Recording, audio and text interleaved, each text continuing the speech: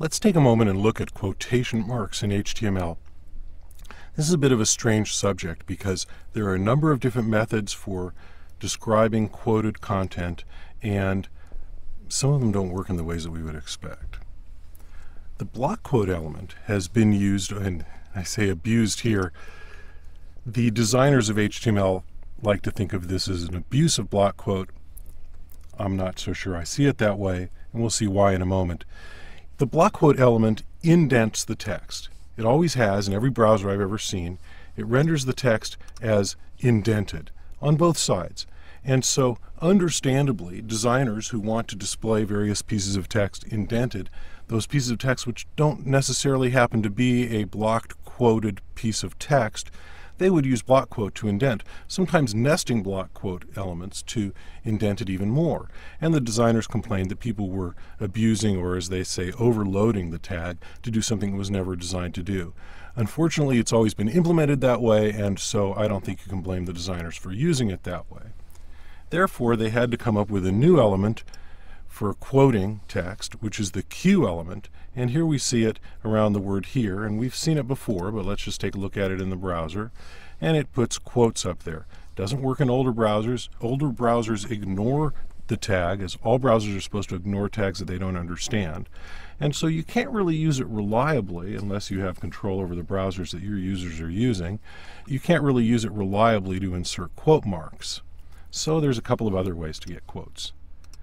The simplest way to get quotes, and probably the most common way, is to use quote characters.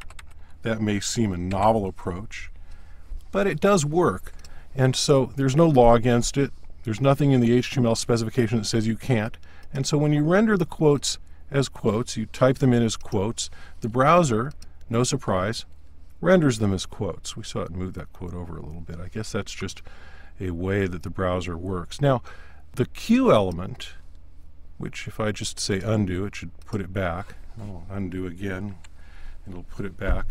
The Q element is designed to make quote marks that are language specific. In other words, if I were to go in here and use the lang attribute and say the language equals French, you would expect it to use those little French angle quotes that people use in France and in French-speaking countries.